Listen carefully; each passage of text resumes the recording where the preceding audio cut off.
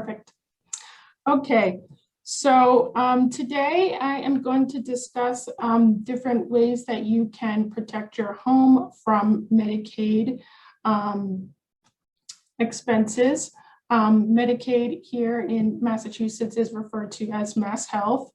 This is the most, when I meet with new clients, this is the most common thing that I think they have concerns about is how can I protect my home? I think you hear a lot of things on the radio about getting your home taken away, and it's like something that's really top of mind to a lot of people. So the primary thing that I'll discuss is Medicaid. That's the primary thing that, you know, we'll be trying to protect your home against. Some secondary concerns would be avoiding probate, you know, reducing estate taxes. A lot of clients have concerns about protecting their kids from creditors or divorce issues. So those are secondary issues that we can also try and help with. Medicaid is a federal and state welfare program. It's completely different than Medicare, although the names are very similar, and just to add confusion, I think, for people. But basically, Medicaid is a public benefit that you have to be financially eligible for, and it provides long-term nursing care for elderly people. You have to be financially eligible. In order to qualify for Medicaid, the person needing assistance cannot have more than $2,000 in their name. And if you're married, your spouse can't have more than $130,380 in their name. And I'll get into that a little bit more. So like I said, the applicant can have $2,000 in their name to become eligible for Medicaid. This pays for nursing home care. And the spouse has $130,380 in their name. In addition to the $2,000, the applicant, this is the person that needs the nursing home care, can have an additional $72.80 for what they call personal needs allowance. And this is like, I guess, if you need your hair cut, whatever, shampoo, whatever kind of stuff like that, that you might need in a month. It includes those kind of expenses. Things that are countable against the community spouse's $130,000 are like bank accounts, stocks, any sort of like cash assets that you might have, investments, a second home, retirement accounts, most life insurance, if it has a cash value, is going to be countable. All that kind of stuff is going to count against the $130,000 in most instances. Things that are non-countable would be your primary residence, assets that you've successfully transferred to a Medicaid asset protection trust, cars, business assets that are essential for self-support, or if you get like a prepaid funeral contract, burial accounts, stuff like that would be considered non-countable and wouldn't count against the $130,000. As you can imagine, $130,000 is not really a lot of money if, you know, you're in your 70s or 80s and trying to, you know, consider living for retirement.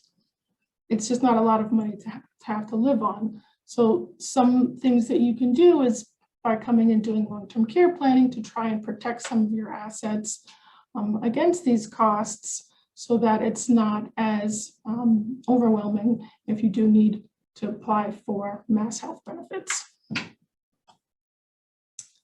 So the four main strategies that I'm going to discuss today to try and protect your home are a deed outright, like an outright gift to kids or grandchildren, stuff like that, or a joint deed with rights of survivorship with another person, a life estate deed, or a transfer to an irrevocable trust like a Medicaid asset protection trust. These are not all of your strategies that you can use, but I think these are the main ones that are relevant for trying to protect assets like your home. And really, when people talk about protecting your home, what you're protecting it against, like a lot of people come in and they say, I want to make sure that they don't take my home away. And I think there's this like fear that if you go to a nursing home, like the nursing home can take your home, which isn't exactly how it works. They can't take your home really can't be taken away. But what happens when you qualify for Medicaid, if you're a married couple and you become financially eligible, the spouse that's sick and needs to go to the nursing home can only have the $2,000, but they can also have a primary residence and still be eligible for Medicaid benefits. So if you were if you qualified for Medicaid, they granted your Medicaid benefits, you were in a nursing home, you were there for a few years, you died, you still had the house in your name, and maybe your spouse dies in the meantime. In order for your kids to inherit the house, right, they have to go through probate to inherit the house. When you go through that process, Medicaid then has an opportunity after you have died to file a claim against your estate at death and get reimbursed for any benefits they paid to the nursing home while you were alive. So say they paid $200,000 while you were alive to the nursing home in benefits, they can request that your estate reimburse you the $200,000. So that would just mean that after you've passed away, your kids would have to sell the house to pay the $200,000 or mortgage it or whatever. So that's generally what you're trying to protect the house against is estate recovery after you've passed away. Okay, so the first option is a deed outright to kids or grandkids. And this is basically just an outright gift. So the first example would be if you deeded your home to your son, and you just do a deed and you give the entire house to your son. Some upsides of this is that it's very easy to understand. It's not going to be includable in your own estate for estate tax purposes anymore because you've gifted it away, and that you will avoid probate. When you pass away, you're not going to have to probate the house, file your will and probate the house for your son to inherit it. He's already inherited during life. So that's that option. Some downsides of this option is that for Medicaid purposes, whenever you make a gift to somebody that's not your spouse, it starts a 5-year disqualification period. So from the date that you've made the gift to your son, there's 5 years that you're ineligible for Medicaid, basically, because you have to get through that period before you can apply again. So you have to make sure that when you're doing a gifting that you're in good health at the time and you think that you'd be able to make it through the 5 years. Another downside of doing an outright gift to somebody is that you really are giving the asset away and you don't have any retained rights in the home.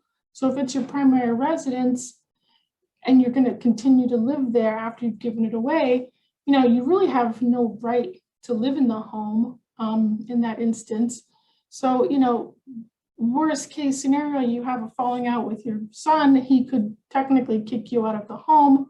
And there's not a lot that you could do. So you really have to, trust your child that nothing like that would happen. And then if you decided you were going to sell the house, obviously your son now owns it. So they're getting all of the sale proceeds, not you. They could choose to give them to you, but I don't know if they would. And then another thing is when you make a gift to someone of your house, the son would have your basis in the property, which is like basically whatever you paid for the house. Say you've owned this house for 50 years, you bought it for $20,000. The $20,000 you bought the house for, that's your basis in the house. So that would be your son's basis as well when you gift it. So then if he sells the house, Now the house is worth $400,000. He's got a huge gain from the original $20,000 that you bought it for. So that's a downside. Typically, if your son had inherited the house through a will or something after you died and passed away, the house would have got a step up in basis when you died to the current fair market value, and your son could avoid capital gains. But when you gift it, you sort of lose that ability. So that's a downside of doing it this way. And then it's also not protected from your kids' creditors because the house is just in your son's name outright. So for example, a lot of times when I discuss this with clients, they'll say, oh, well, you know, my son's good and they would never do anything bad. They pay their bills on time and they would never do anything that would get them in trouble. But the thing is, like, you know, bad things happen to good people all the time. And just because you pay your bills on time doesn't mean that you can't get into a situation where you have a creditor. For example, you could be in a car accident where you were at fault in some way and your son could get a judgment against them for that. They could have somebody like a worker working on their property, working on their house and fall and sue them. So like, you know, weird random things can happen to people that are sort of outside of their control. So it's always a risk that something like that can happen because we live in a very litigious society today. So you just never know.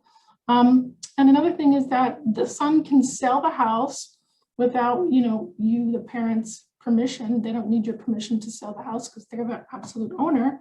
So if they think, oh, you know, you're getting a little bit old and maybe you shouldn't be living there alone anymore, but you don't agree, they could push the issue by just selling it without you really wanting them to.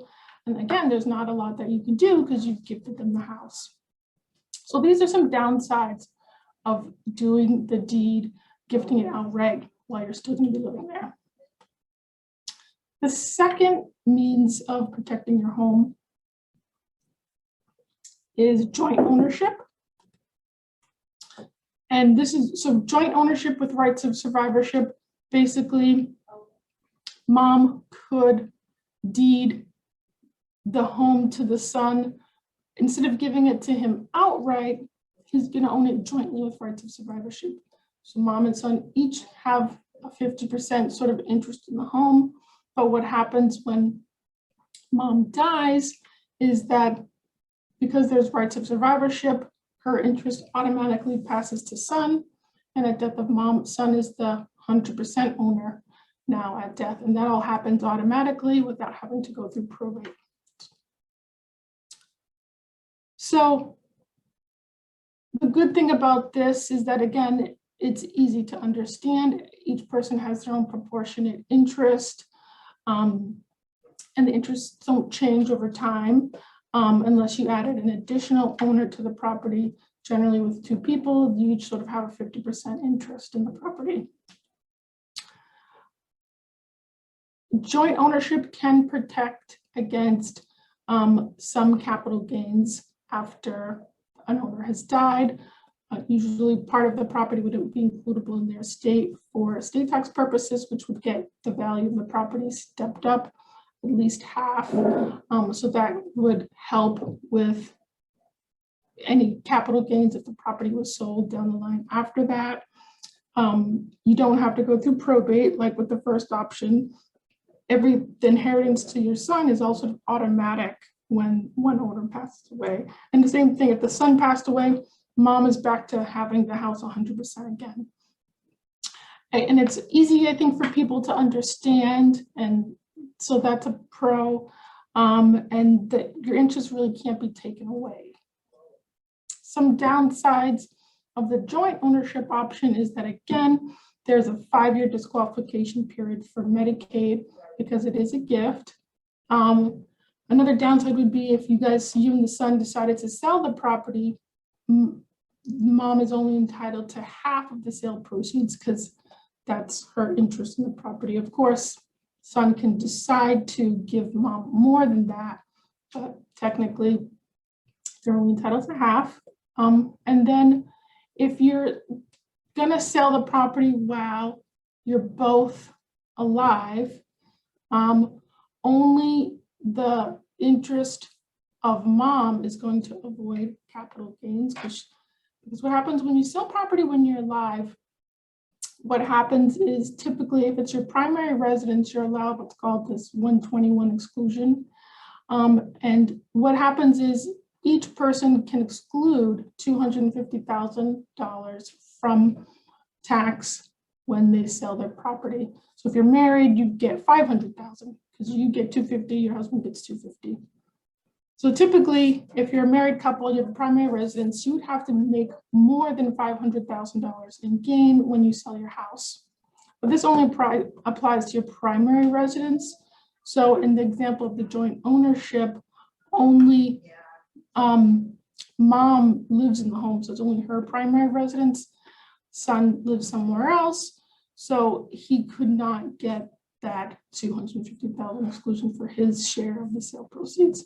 So that's a downside if you were planning to sell it during life and you had a low basis property. Another downside of the joint ownership is if mom has to go to a nursing home, she gets sick, you're in a nursing home. If you chose to sell the property while mom was in the nursing home, mom is entitled to 50% of the sale proceeds.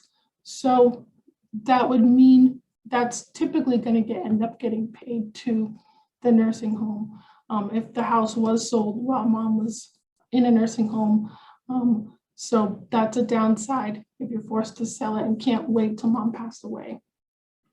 Again, it's not really protected from anyone's creditors. It's just, in son's name. So that can be a downside if you're worried about creditor protection. And then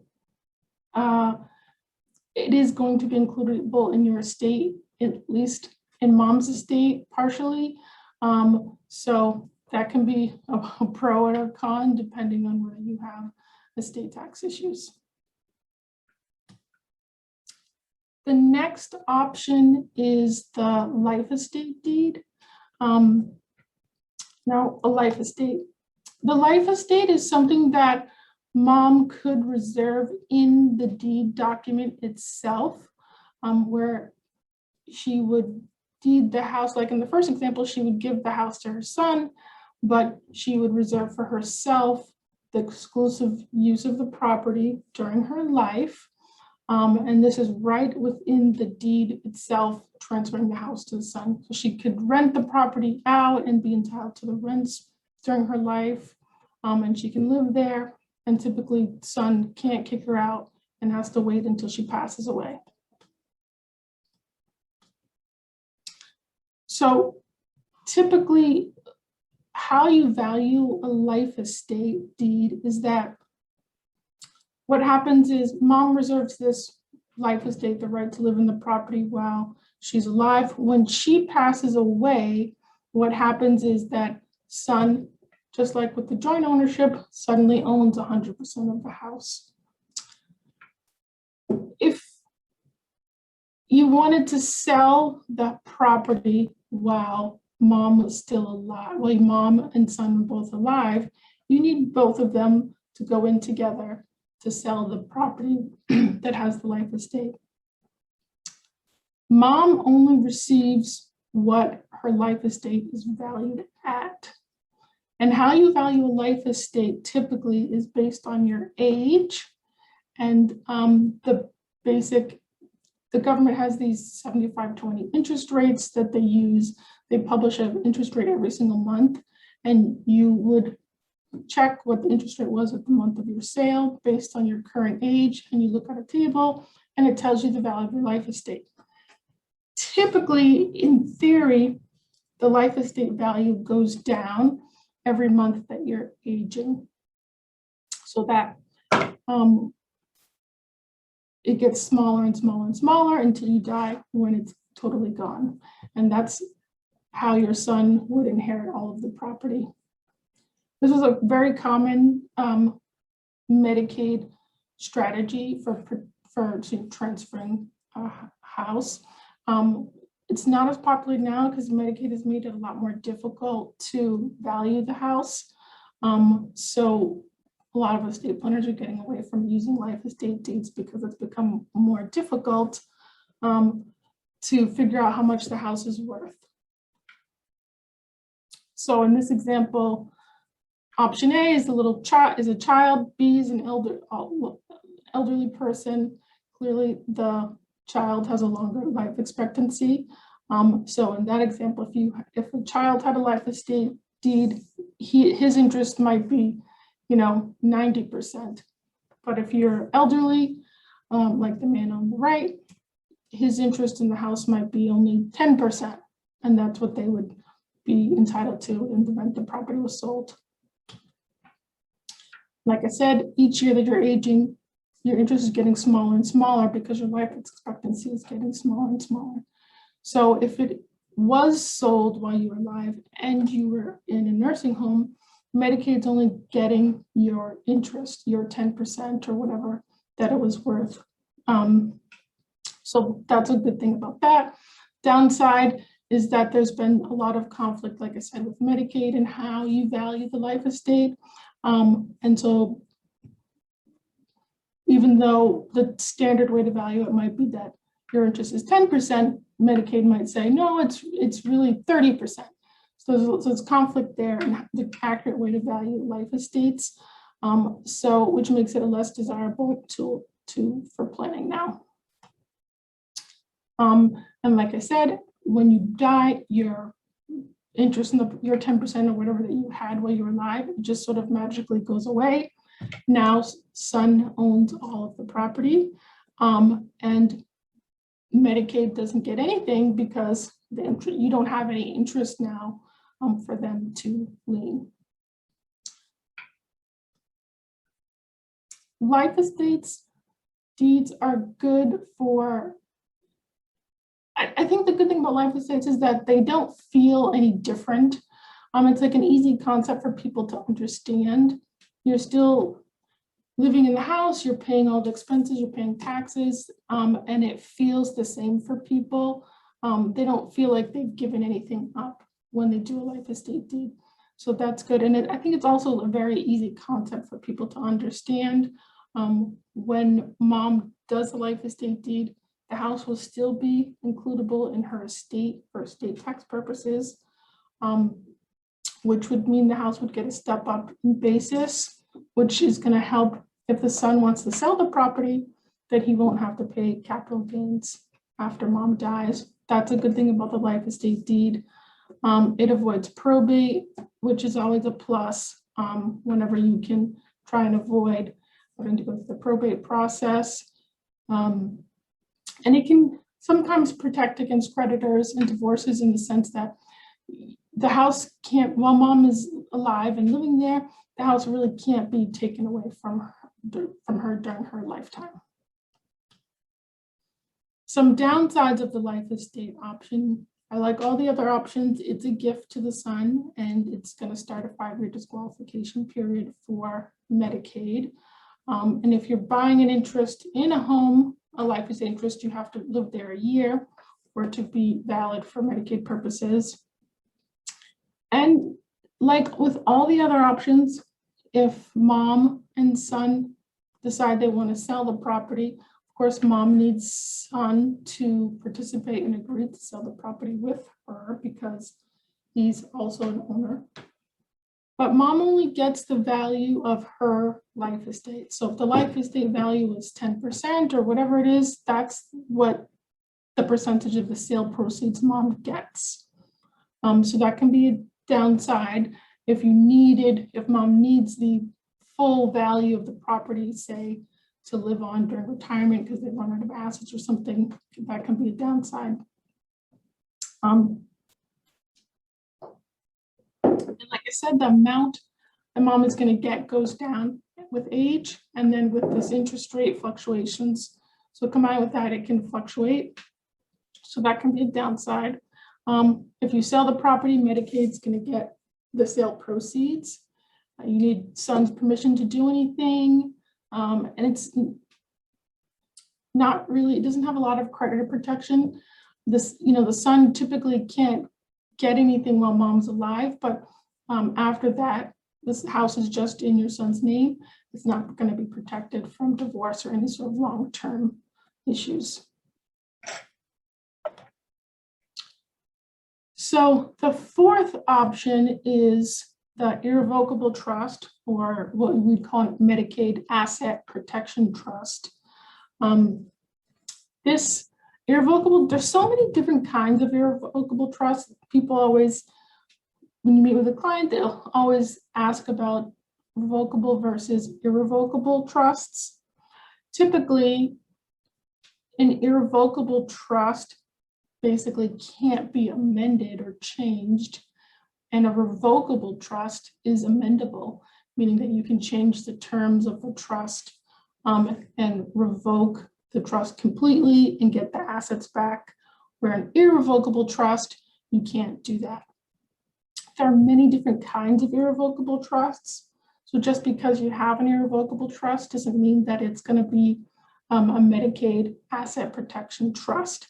A Medicaid Asset Protection Trust is just one type of irrevocable trust. So it's really important that when you're trying to do sort of any long-term care planning, that you make sure that you meet with an experienced attorney that works in the law field and does Medicaid a lot, so that you can make sure that the terms of your trust are keeping up with just like current Medicaid rules, because it's always changing very frequently. Generally, if there's any circumstances where the money in your irrevocable trust can be paid out to you, the trust might not work. So you just have to be very careful. The Medicaid Asset Protection Trust can protect, in addition to trying to protect your home and other cash assets from Medicaid, it can protect for your kids with the proper drafting against divorces, creditors, estate taxes, capital gains after death, during life, and it avoids probate. Like all trusts would avoid probate. All the options here avoid probate. So whenever we're drafting an asset protection trust, they're all customized.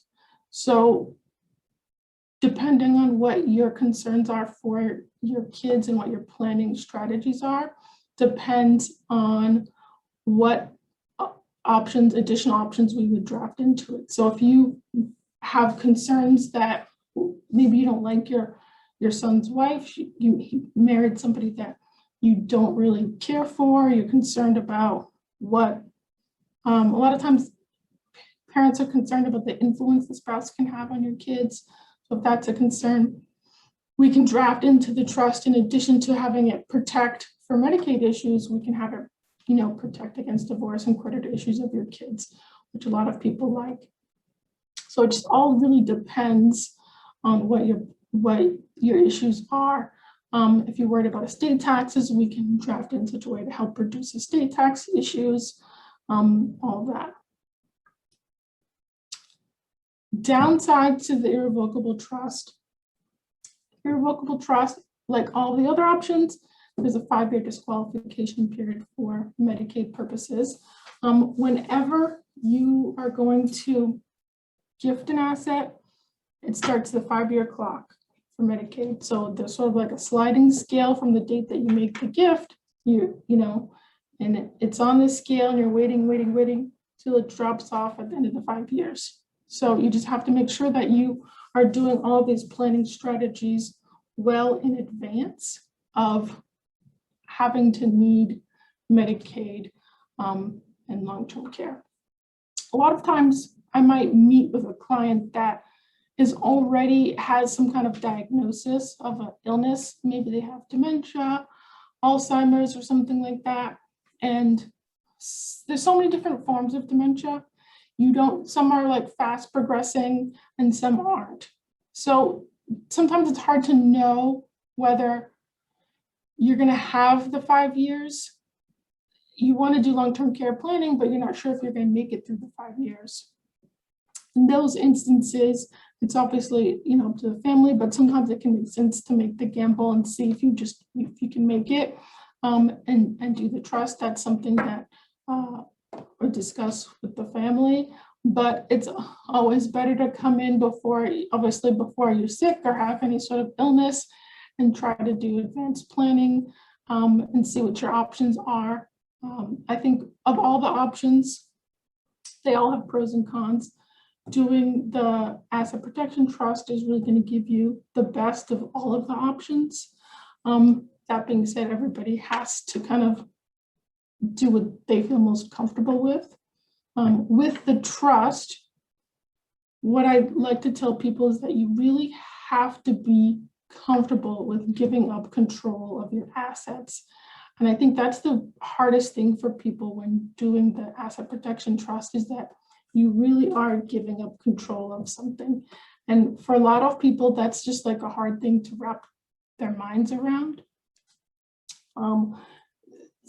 You know, you're so used to being in control of all your money and assets and stuff, and now you're talking about having your kids or somebody else manage it for you. It can be really hard. So I think that's the hardest thing for clients. For the Medicaid Asset Protection Trust to work, the client is not the owner of the property, they're not the trustee, and they're not the principal beneficiary of the trust. So those are some downsides.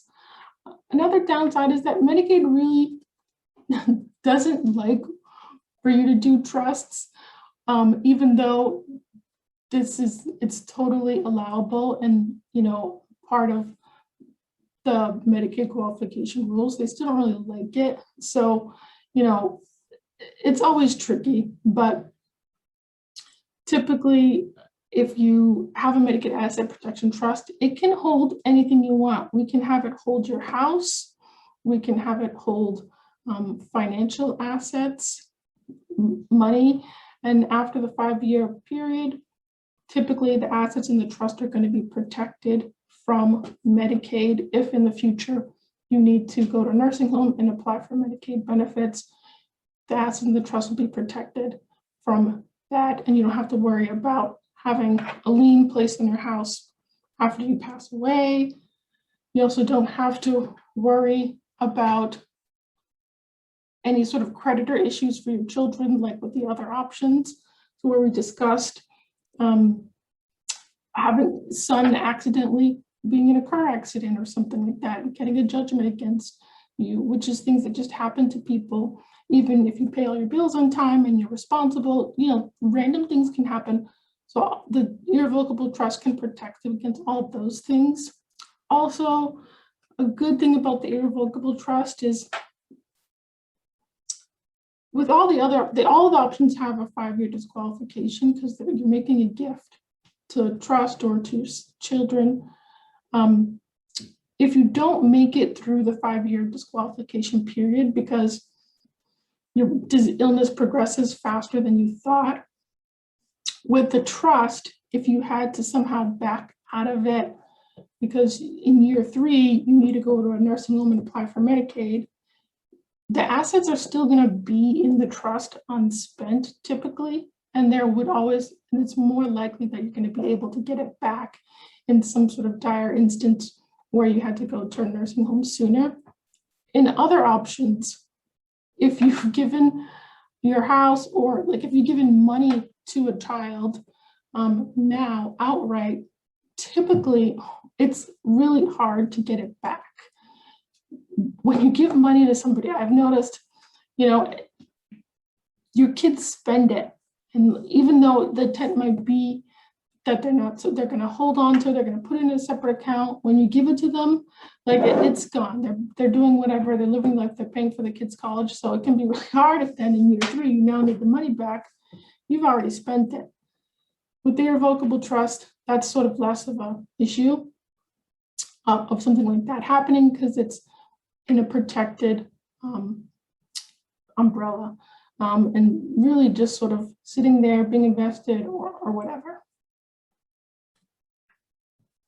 So in summary, after 5 years, if the property is not sold during life, all of the options are going to protect your home from Medicaid. But some of the options are going to offer other protections, like the trust, which is going to offer protections from creditors and divorce issues of your kids, which I know can be a major concern for clients. You can combine some of the options to figure out the best strategy for you. Not every option is for everybody.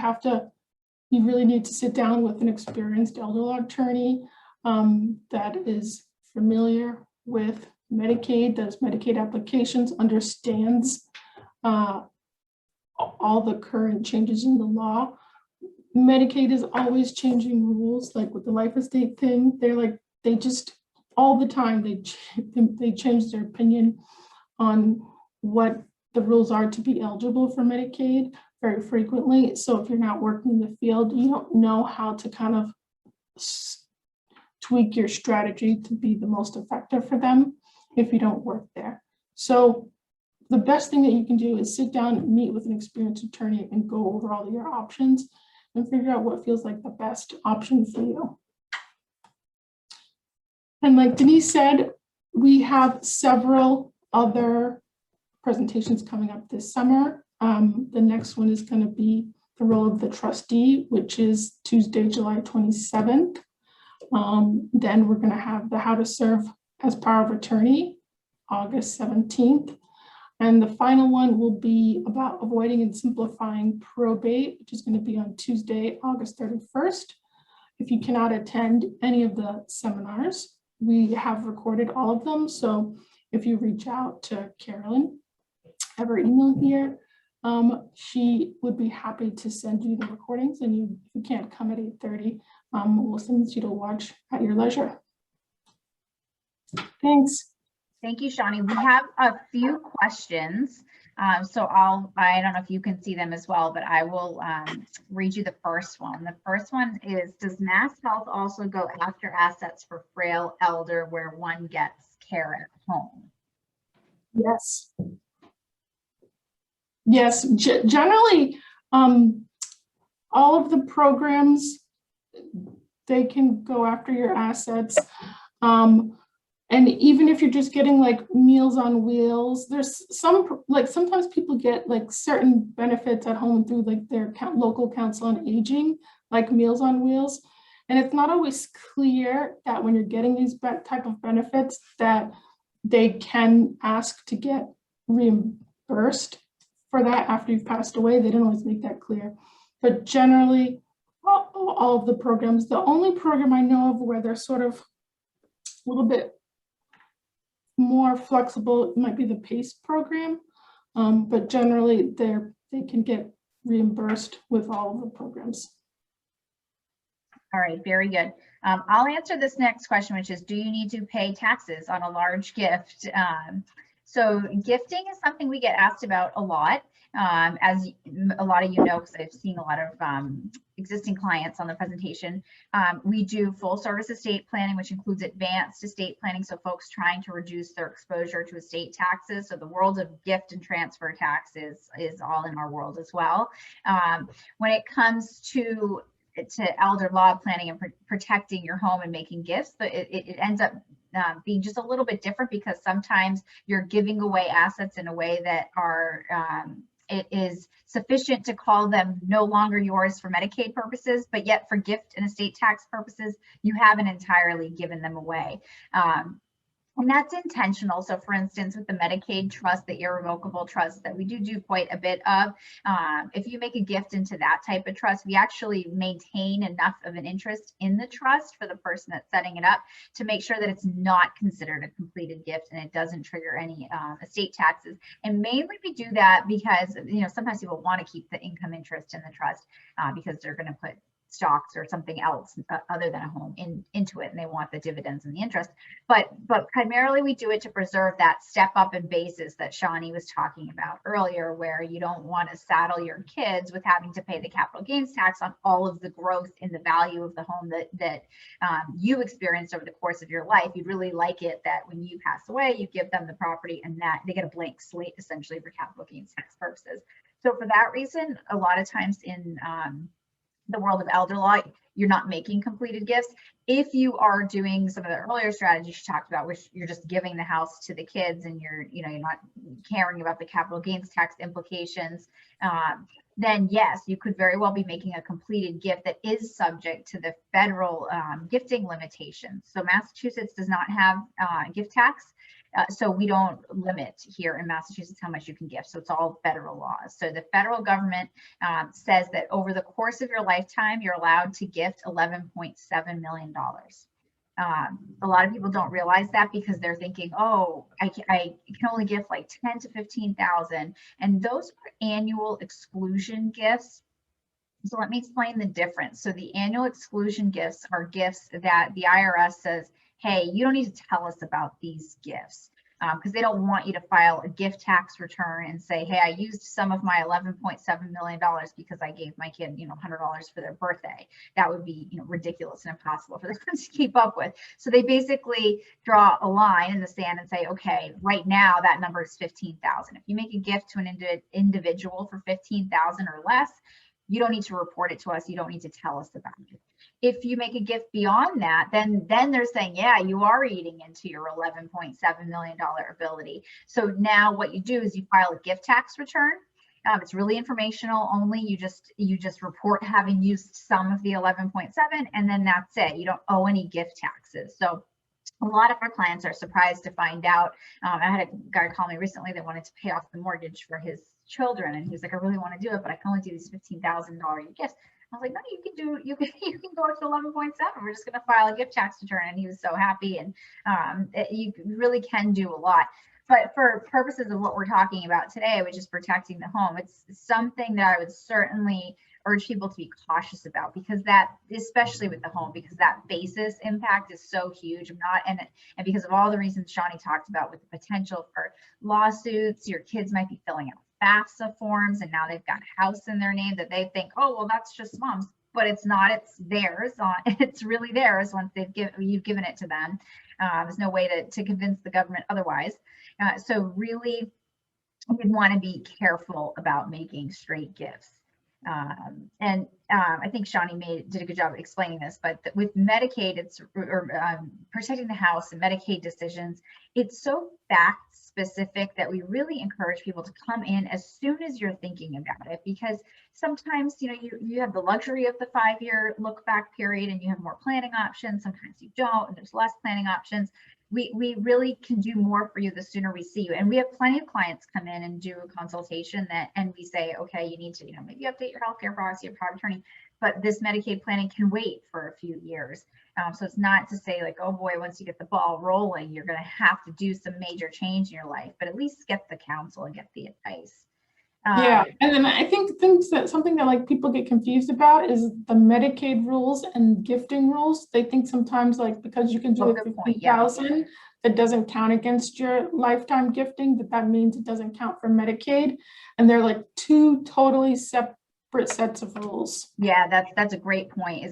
We have that question a lot where folks are trying not to make any gifts because Medicaid's going to penalize them, but then they know they can make these $15,000 a year gifts, but Medicaid trumps that rule. You don't want to be making $15,000 a year gifts if you're eyeing Medicaid eligibility at any point. Right. So the next question is, can you have husband and 2 children for joint ownership? I'm assuming that means like on it, like on the deed. Yeah, you can. Yeah, you can have your spouse and more than one child. The example of the mom and son was just, for ease of the example, but you could have 2 children. And then how do you get money when it's in an irrevocable trust? That's a good question. So typically how we draft the trust is that the parent has the right to income in the trust. So depending on what was in there, mom could be getting income quarterly or whatever, but all that sort of depends on how much you have invested in there. But the trustee, whoever mom had picked as the trustee, would be the person typically distributing that to the parent. Beyond the income, our Medicaid trust, not every attorney does it the same, and you might not do it the same for every client, but we also allow access to the principal of the trust assets through the trustee. So say you set up this trust, you're going to be the income beneficiary, and then your kids are going to get the property after you've passed, and they will also be the lifetime beneficiaries during your lifetime. So if there is some need to access the funds, a distribution, the trustee can make a distribution to a lifetime beneficiary, so to one of the children. And then the children, can use the money however they see fit. You just can't have this, flow of money coming out of the trust back to mom and dad. And whoever set up the trust, you don't want to have transfers out of the trust to that person. But if a child takes money out of the trust and decides, to be a nice person and pay for something for mom and dad, that can sometimes work out. But we always advise people to come talk to us before they're, starting to pull principal out of the trust. But there's certainly, it's not like when you put the money in the irrevocable trust, it can't be invested or touched or anything like that. It's certainly accessible. Last question, could you explain what a community spouse is with the $130,000 of assets?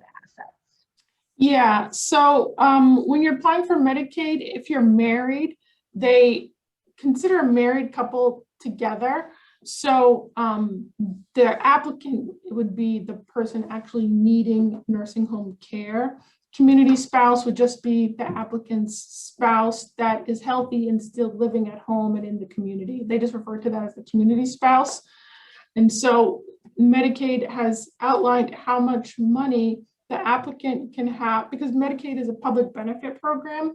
You have to be financially eligible to get it. So they just outlined how much money the healthy spouse can have and how much money the sick spouse can have that's in the nursing home. So the $130,380 is just how much money the spouse can have and still have their sick significant other be in a nursing home. One thing I didn't mention was that for income, the community spouse's income, they can keep as much of their own income as they want, but the sick spouse's income typically follows them to the nursing home. Very good. Thank you, Shani. And thank you everybody again for attending and taking time out of your morning. I want to be respectful of everyone's time. I don't see any more questions, but the email address, Carolyn's email address, you could send her questions, you can send Shani questions. They'll all make their way to us and we'll get back to you folks. We hope you can join us later on this summer for some of our other presentations that are coming up. Enjoy the sun, which is finally back with us today, it looks like. So I know, finally. finally, we have a few, quite a few gray days there. But thank you again, everyone, for joining us. We appreciate your time. Take care. Bye. Bye.